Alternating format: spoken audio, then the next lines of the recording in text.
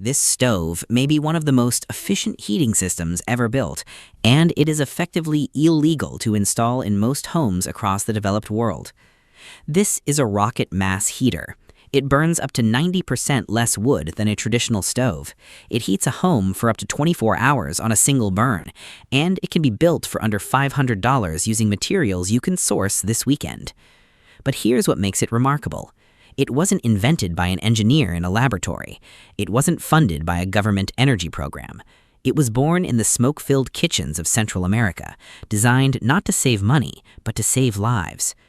This is the story of the rocket mass heater, how it works, why it performs the way it does, and why building regulations in most of the developed world have made it nearly impossible for you to build one. In the early 1970s, a Welsh ecologist named Ondol Evans was working in Guatemala and Costa Rica, and what he witnessed in those kitchens changed everything. Families across rural Central America cooked and heated their homes over 3 stone hearths, 3 rocks supporting a pot over an open wood fire. It sounds primitive, but it was the reality for millions of people. The problem wasn't the fire itself. The problem was the smoke. 4 hours of cooking over an open fire in an enclosed space produced indoor air pollution levels that the World Health Organization now estimates are 10 to 100 times above their safe long-term guidelines. Children developed chronic lung disease before they were old enough to go to school. Women, who spent the most time near those fires, suffered respiratory illness that built invisibly over years. According to the WHO, indoor smoke from solid fuels kills approximately 4 million people annually, most of them women and children. Evans saw this firsthand, and working with the Aprovecho Research Institute in Oregon, a group of fire scientists specifically tasked with solving this problem, he set out to build something better. The goal was specific: design a stove that anyone could build from local materials, that burned wood efficiently enough to produce minimal smoke, and that required no external supply chain whatsoever. In 1982, the rocket stove was unveiled. Named for the roaring rush of combustion air through its L-shaped burn chamber, it burned hotter, cleaner, and on dramatically less wood than anything that had come before it. Later research published in the journal Indoor Air confirmed that rocket stove designs in rural Kenya reduced carbon monoxide concentrations in the kitchen significantly compared to open fire use. It was a genuine breakthrough. But Evans noticed something. When operating the rocket stove, there was a fundamental inefficiency. Enormous amounts of heat energy were transferred into the cooking pot and then lost to the surrounding air. In humid Guatemala, that wasn't critical, but in colder climates where the stove also needed to heat a living space, this mattered enormously. The answer to that problem came not from a laboratory, it came from Korea. The 3,000-year-old lesson. The Ondol, whose name translates simply as warm stone, is one of the oldest continuously used heating systems on Earth. Archaeological evidence places its earliest forms in the Old Chosun period, dating back as far as 2333 BC. Wall paintings from the Goguryeo era confirm its widespread use. By the Joseon dynasty in the 15th and 16th centuries, it had become the standard heating method across the entire Korean peninsula. The principle is elegant. A firebox sits at one end of a room, outside or at the room's edge. Hot combustion gases don't rise straight up a chimney.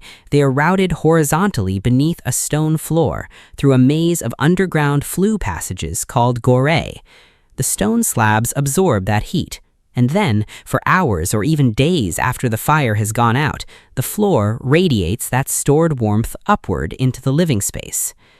Historians note that Frank Lloyd Wright encountered the Ondol during visits to Japan and was so struck by it that he incorporated radiant floor heating into several of his most celebrated buildings. A 3,000-year-old Korean invention became the foundation of modernist American architecture. The lesson Evans took from the Ondol was this: the fire is not the heater. The mass is the heater. The fire is just the charging event. And with that insight, the rocket mass heater was born. How it works. Think of a conventional wood stove as a bucket with a hole in the bottom. You pour heat in at the top, the fire, and it drains out at the bottom, the chimney, almost as fast as you produce it. You are constantly feeding the fire to compensate for what you're losing. The rocket mass heater works on an entirely different principle.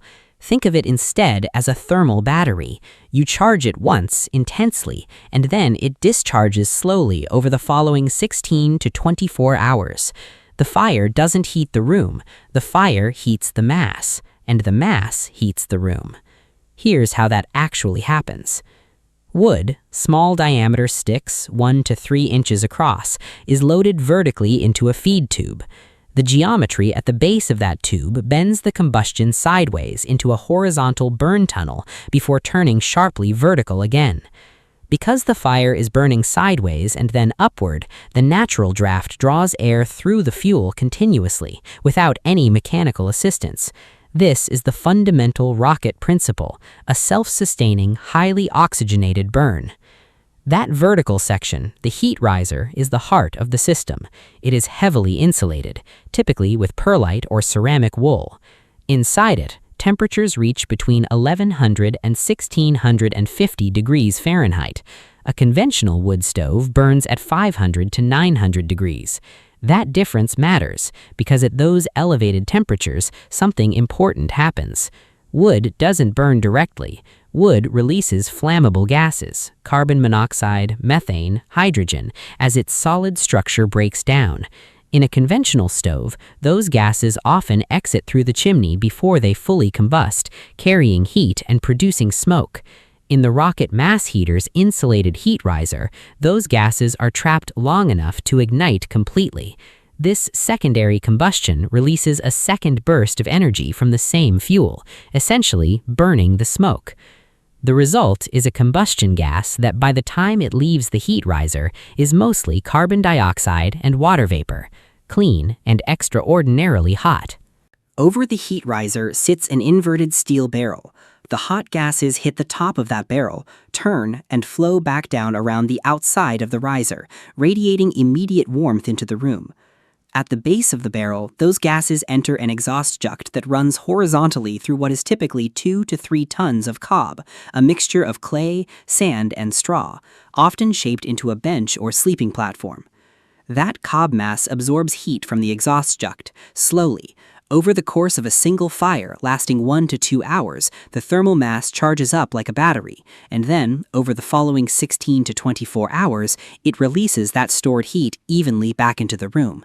Not in blasts, not in cycles, steadily and continuously, like sunlight on a stone wall. By the time combustion gases exit the outdoor chimney, their temperature has dropped to between 100 and 200 degrees Fahrenheit.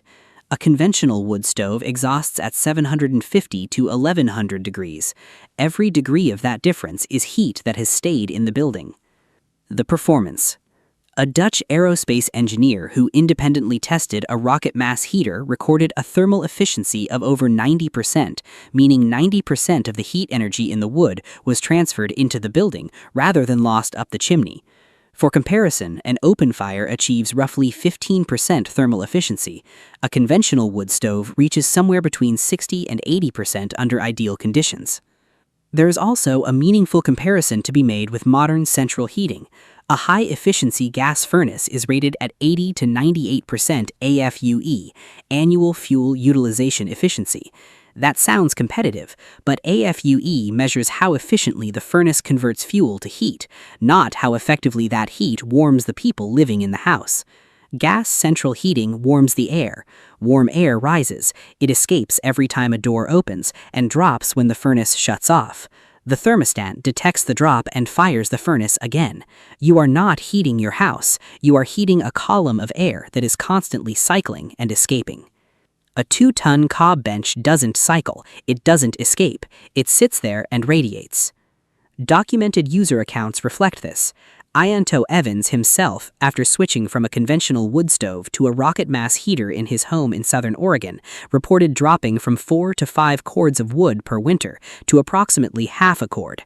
A documented case in upstate New York recorded a 60% reduction in wood use after switching from a conventional stove. In Colorado's San Luis Valley, a homeowner reported a 50% reduction in fuel consumption in the first season of use. The fuel itself deserves mention. The small diameter sticks the system requires, 1 to 3 inches across, are not lumber. They are the kind of material that falls from trees naturally, that piles up along fence lines, that most people treat as yard waste. Many users report heating their homes entirely on what their own property produces each year. The legal reality. So why, after more than 4 decades of documented real-world performance, is this technology effectively prohibited in most residential buildings across the developed world? The answer is not simple, and it deserves an honest explanation rather than a simple villain story. Building regulations in the United States, the United Kingdom, and across most of Europe require that solid fuel combustion appliances in residential buildings meet standardized safety and emissions requirements. In the U.S., the EPA requires that wood-burning appliances pass laboratory testing on identical mass-produced units under controlled conditions. A site-built system constructed from clay, sand, and a salvaged steel barrel has no clear pathway through a framework designed for manufactured commercial products. Every rocket mass heater is a custom installation. No two are exactly the same. This creates a real problem. The EPA's certification process is a bureaucratic and technical one, not a judgment on whether the physics work. There is also a genuine safety concern that the regulations are designed to address. In a tightly sealed, modern, mechanically ventilated home, a natural draft combustion system can encounter negative indoor air pressure. If the pressure differential reverses airflow, combustion gases, including carbon monoxide, can be drawn back into the living space. In older, leakier homes, this is rarely a concern. In an airtight modern build, it is a real risk that needs to be engineered around. The result is a technology that performs exceptionally well and carries genuine safety considerations that current regulatory frameworks weren't designed to evaluate. That tension is real, and pretending otherwise doesn't serve anyone. What is also real, however, is progress. The regulatory picture is shifting, even if slowly. Where things stand and what you can do. There are now 2 commercially produced rocket mass heaters that have achieved UL 1482 certification, tested under the Underwriters Laboratory standard for solid fuel room heaters. They required modifications to meet the framework's requirements, but they demonstrate that a certified pathway exists. The batch box design, an evolution of the original J-tube that uses a sealed firebox door with a dedicated external air intake piped directly from outdoors, addresses the negative pressure concern by isolating the combustion process from the room's air supply entirely.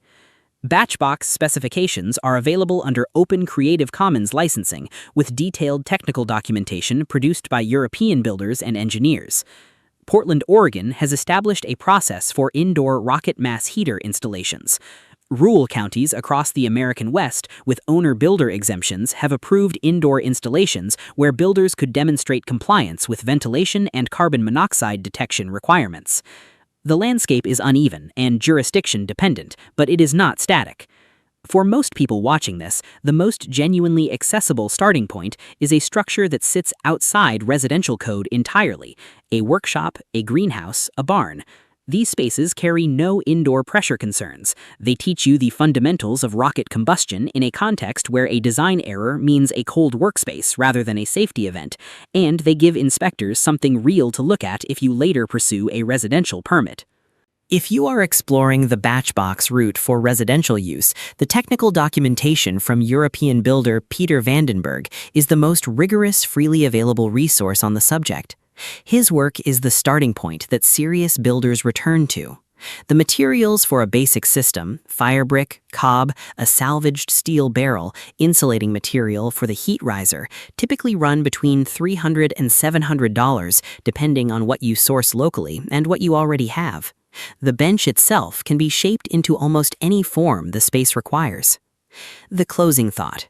What makes the rocket mass heater worth understanding is not that it is suppressed or forgotten, it is that it represents a genuinely different philosophy of heating. Not burning to maintain temperature, burning to charge mass. Not a system that runs continuously, but one that works once and lasts a day. The Ondol understood this 3,000 years ago. Yanto Evans rediscovered it in the 1970s, working in a Guatemalan kitchen, trying to keep smoke out of the lungs of women and children. The physics have not changed. A lot of what this channel covers sits outside the mainstream, not because it stopped working, but because the conventional systems are easier to sell and regulate. If discovering the lost art of self-sufficiency matters to you, subscribing and sharing is the simplest way to make sure this kind of knowledge keeps being found. And if you want to see how the Korean Ondol's thermal mass principles were applied to an entirely different climate challenge, one that architects are only now beginning to revisit, then you need to watch our video on thermal mass walls right here.